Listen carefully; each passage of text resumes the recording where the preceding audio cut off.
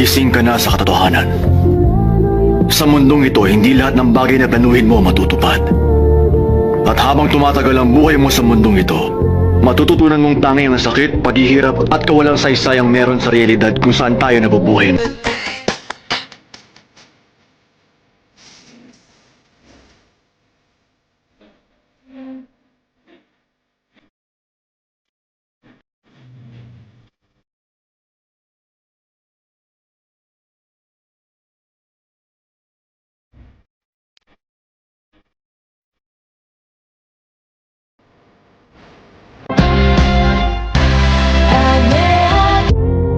Pero kung usapang karanasan lang, baka hindi ka makasabay. Pinanganak akong mahirap, pero di ako mahirap mamamatay. Lahat ng bagay na meron ako ngayon, naabot ko yon sa sarili kong mga kamay. Hindi katulad nyo, nakalahat palamunin, palibasa, panay karangyaan lamang ang tinamo. Sinabi ko na yung kahinaan ko at wala nang rason para itanggi pa to. Hindi ako natatakot kahit ano pang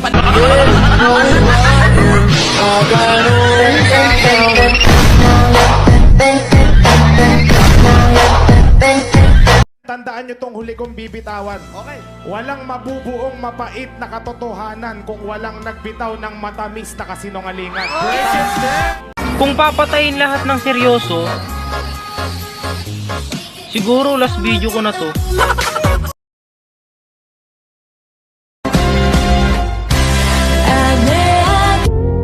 Pero kung usapang karanasan lang, baka hindi ka makasabay. Pinanganak akong mahirap, pero di ako mahirap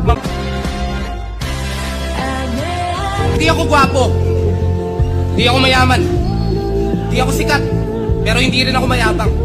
Tulad mo, porket may bodyguard, kala mo kung sino nang matapang. Gago, meron ako mga bagay na wala ka at yun ang di mo nalalaman. Tulad ng pagsasakay ka sa kotse. Siyempre dahil prinsesa kami, nag-aabot ng palad. Ako, di naman sa pagyayabang, pero pag sumasakay ako ng jeep, may taga-abot ng bayad.